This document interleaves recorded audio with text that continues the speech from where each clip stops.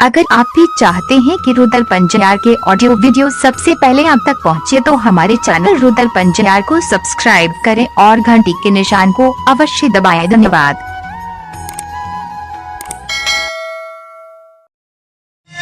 श्रोता सज्जन वृंद, माँ बहन बाबू भैया सब आंख से आंसू गुरु ज्योति बाबा के गिरे। जार बेजार गुरु ज्योति बाबा गंगा नदी की किनार में खाने जी कौन नदी सरकार हमरा अपने पार करे छिए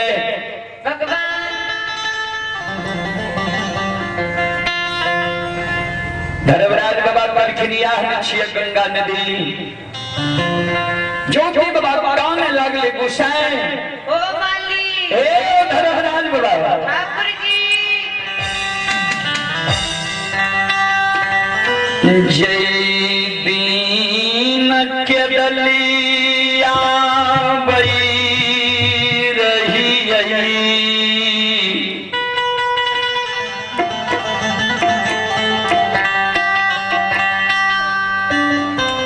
प्यास के कारण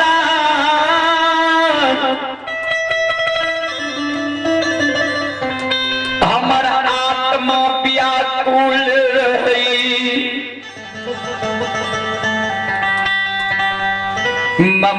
ममतामयी गंगा की आवाज पानी के हाहाकार मारे रहे। वो हाहाकार की आवाज हम सरकार दूर से सुन लिए। ठाकुर जी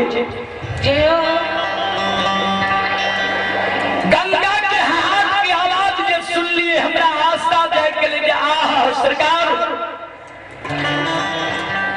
आगे में कुनो महान नदी है, कोई नदी के पवित्र जल पी के हम अपना काया को जुड़ा। ठाकुर जी धर्मराज बाबा हे भगवान चले पुरस्कार की ओर। सज्जन वृंद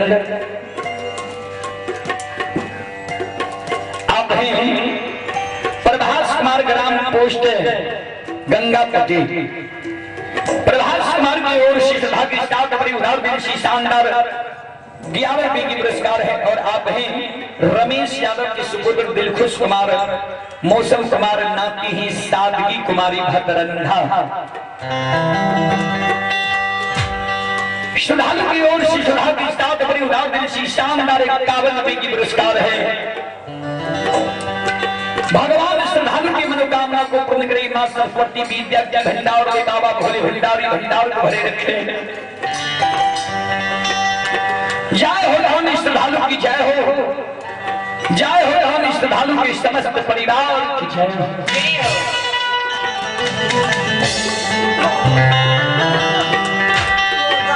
ठाकुर जी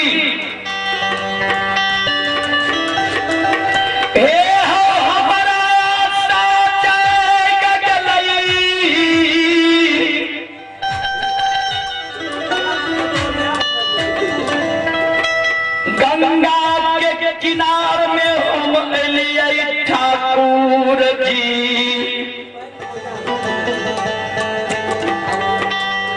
जहना शुरू में जलला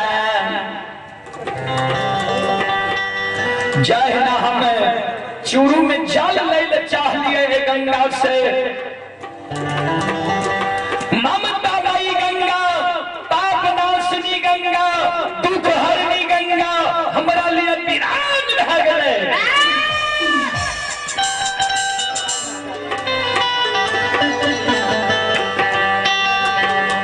जे गंगा अगम पार बह रहे हमारा देख के ममता मई पाप नाशनी निर्दयी भागले सुई के पताल चल गए।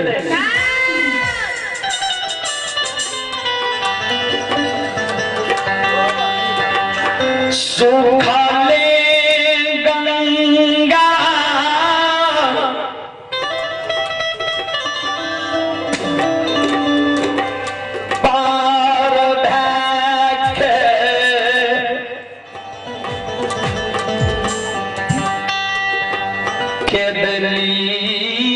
लिया लिया रहा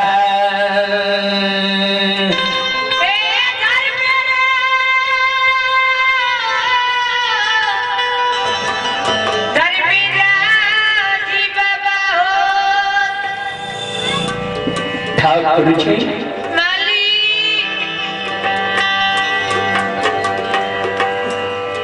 हमरा देख के गंगा सूख के पता चल गई जे गंगा का पार बह रहे जई जगह पानी बह रहे तुरंत वही जगह पानी उड़े लागल है।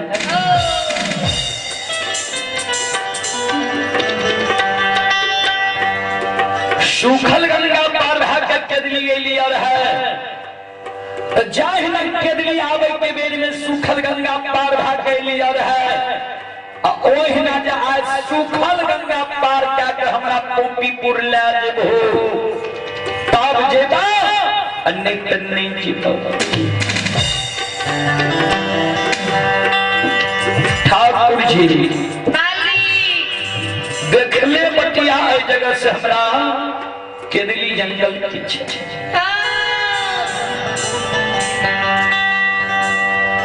लौट के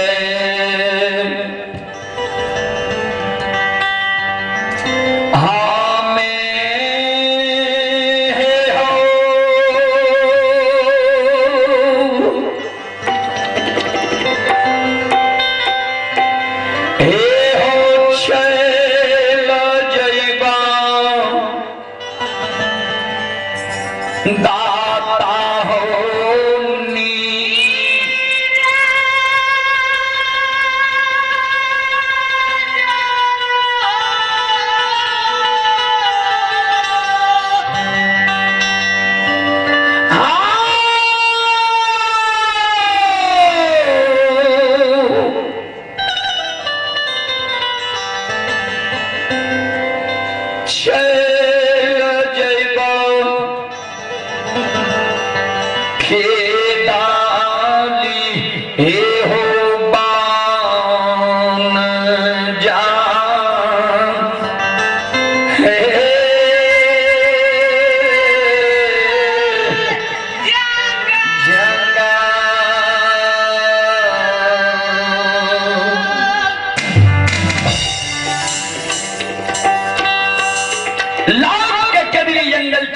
धर्म में क्रांति लगाया हुआ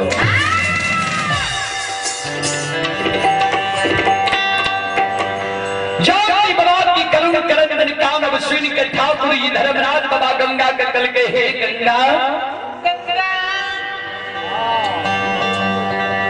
अपने के अवतरण भेलिए धर्म के बचाव के लिए आए अपनी माया का विस्तार करियो के लिए अपने धारा को रोक दियो और तपस्वी के पार है गंगा माया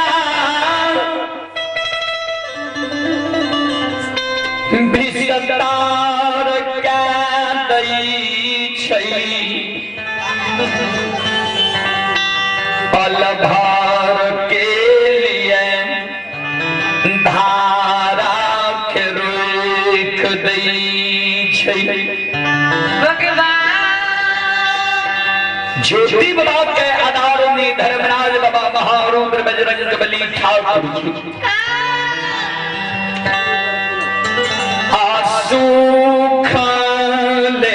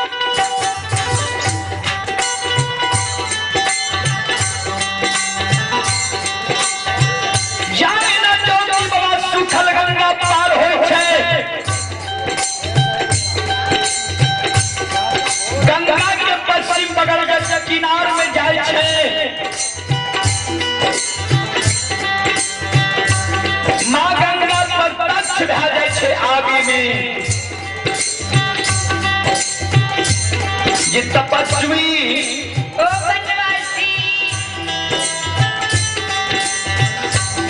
किया एहन अन्याय करे छियै हे यौ यहाँ संत साधु संत ऋषि महात्मा ब्रह्मचारी त्यागी के पवित्र चरण जे हमरा धारा में पड़े छै हमारा पाप नाश करे के शक्ति मिले क्षमता मिले अपने जे सुखल गंगा पार होइ छियै किया अन्याय करे छियै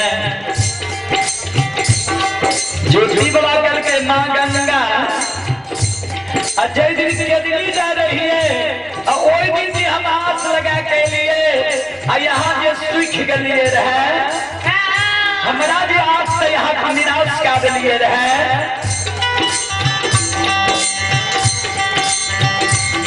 माँ गंगा कहलकै अपने के ठाकुर जी बिना चाल के लिखने रहे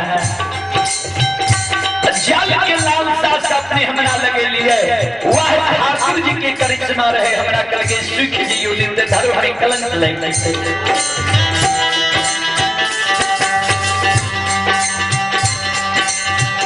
एक तपस्वी बिना छैठ के बड़ाई नहीं हुई है आ बिना भक्ति के शक्ति नहीं मिले है सज्जन वृंद देख रहे समाज में जब भोज होइ छै आ एक पाप कहीं कहीं गेलै कहलक और की भोज कर सब कुछ कहीं गेलै आ बैठ जाए छै चलक बाप सबके पुष्ट खेलकै तैयो बच गेलै जस मिल जाइ छै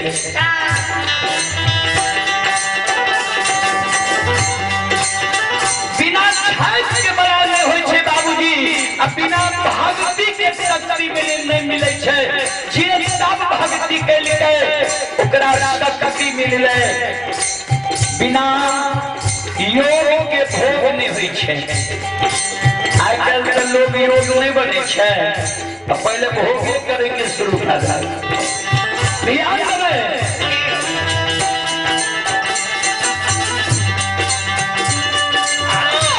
भगवती भजा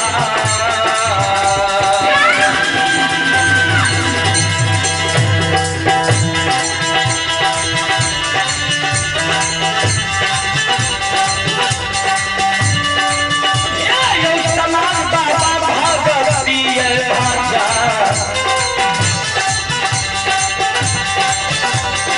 भजना के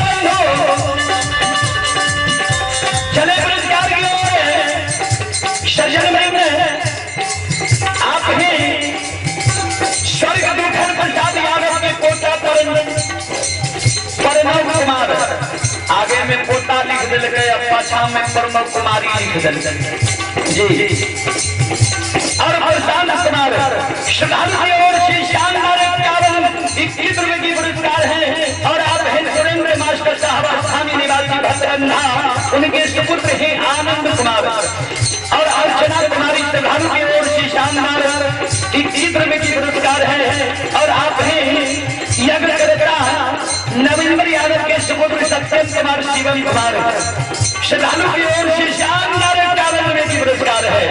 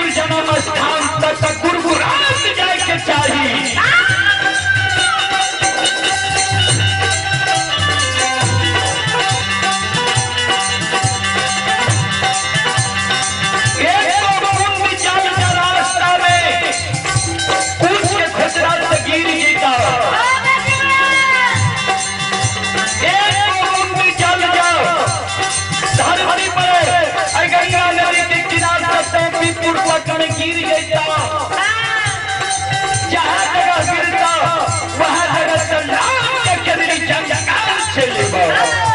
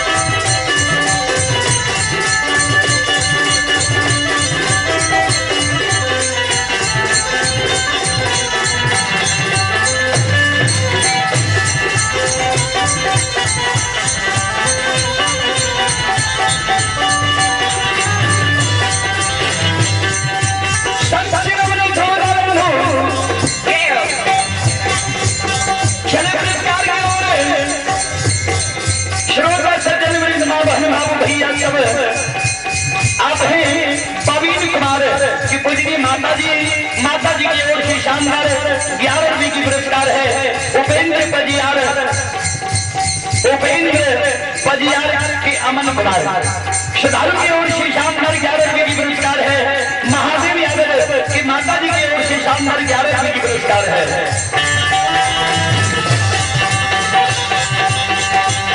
भगवान श्रद्धालु की मनोकामना को पूर्ण करे। माँ सरस्वती परिवार में बाल बच्चे को बेटियां के भंडार हुए बाबा है भंडारी भंडार में भरे रखे। जय हो रानी श्रद्धालु की जय हो। जय हो रानी श्रद्धालु के समस्त परिवार की जय हो।